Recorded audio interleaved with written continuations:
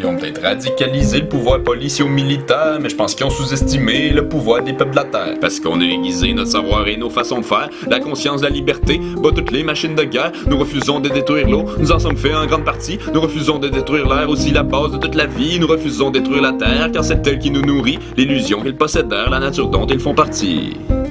En tant qu'être humain, c'est nous qui appartenons à la Terre, et non pas l'inverse. Nous abolissons donc la notion de propriété privée. Nous avons le droit fondamental de vivre parmi la nature dont nous faisons partie, sans la détruire et sans devoir payer des taxes à un gouvernement qui a volé cette terre. Nous sommes conscients que c'est notre devoir sacré de désobéir aux lois qui vont à l'encontre de la vie. Puisque les corporations ont tous les droits et que les êtres humains en ont de moins en moins, nous bannissons les industries destructrices et les droits corporatifs et reconnaissons les droits de tous les peuples et de toutes les formes de vie. Nous rejetons les lois injustes et oppressantes du système actuel pour n'obéir à aucune autre loi que la loi de la nature et que la grande loi de la paix qui règne sur cette terre depuis des milliers d'années, qui veut nous rappeler notre rôle à jouer en tant que défenseurs de l'air, de la terre, de l'eau et des animaux, bref de ceux et celles qui n'ont pas de voix pour se défendre. Nous nous engageons à créer des liens d'amitié entre les peuples, autant allochtones qu'autochtones, et à éduquer notre entourage sur l'importance de créer des liens, à éduquer sur la colonisation, à en prendre conscience et à agir en tant qu'alliés. Nous nous engageons à suivre l'exemple et la détermination des peuples premiers pour défendre la terre-mère à leur côté. Alors que différents traités de libre-échange se signent et que les ressources se raréfient, nous sommes conscients plus que jamais que c'est notre devoir sacré de les protéger à tout prix. Nous savons qu'il est faux de croire que cette destruction est nécessaire et que le maintien de l'équilibre naturel doit être priorisé. Nous sommes prêts à occuper physiquement ces territoires pour bloquer les projets de développement tout en réapprenant à vivre avec la nature.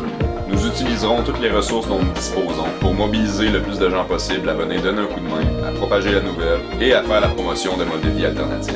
Nous sommes conscients que nous vivons la période la plus importante et la plus décisive de l'humanité et nous sommes prêts à y laisser nos vies pour les générations futures. Nous sommes les enfants de Terre-Mère qui nous envoient pour la défendre. Nous avons conscience que seule l'humanité peut mettre fin au saccage corporatif et que c'est notre devoir à toutes et à tous puisque nous dépendons des écosystèmes pour vivre. Nous nous unissons, peuple de la Terre, toutes couleurs, langues, croyances, sexe, âge et classe confondus. Nous sommes des enfants de la Terre, libres, indépendants et gouvernés par nul autre que nous-mêmes.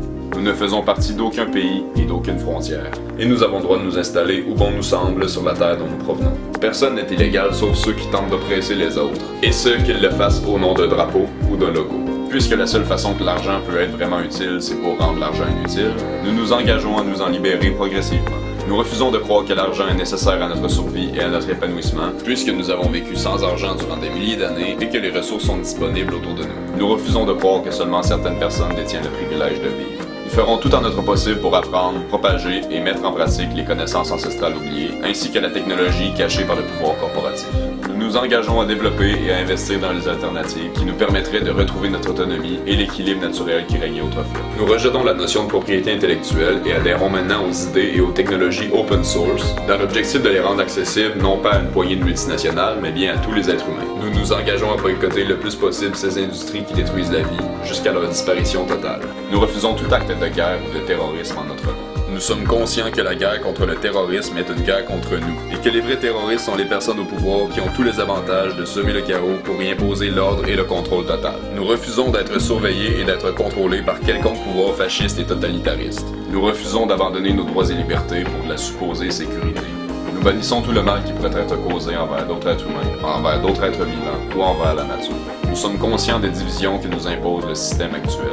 Nous nous engageons à éduquer nos semblables sur les comportements oppresseurs, à ouvrir leur cœur et à leur faire réaliser ces comportements, en misant sur leur humanité et la simple prise de conscience de ce qu'ils font pour qu'ils arrêtent. Ce travail se fera progressivement jusqu'à ce qu'il n'y ait ni oppresseur ni oppressé par aucun gouvernement, religion, hiérarchie, norme ou attitude sociétale. Nous rejetons le système hiérarchique ainsi que toute position de domination. Nous sommes maintenant tous et toutes égaux. Ce travail se fera progressivement en tenant compte du rythme de chacun et chacune. Nous le ferons dans le calme, dans l'amour, dans le respect et dans l'empathie, en comprenant que les comportements de certaines personnes sont dus au conditionnement du système et à une certaine ignorance. Nous comprenons que la meilleure façon de guérir l'ignorance est par l'éducation. Nous rejetons l'égoïsme, l'individualisme, la compétition, la haine et la division, pour les remplacer par la fraternité, l'empathie, la collaboration, le collectivisme, l'amour et l'unité. Nous refusons de perpétuer cette éducation formatée par le système pour prôner l'épanouissement individuel et le choix personnel.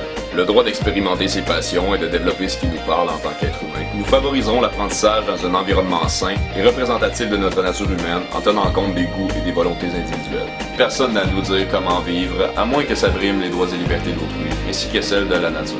Nous nous gérons avec les gens de notre entourage ou de notre communauté.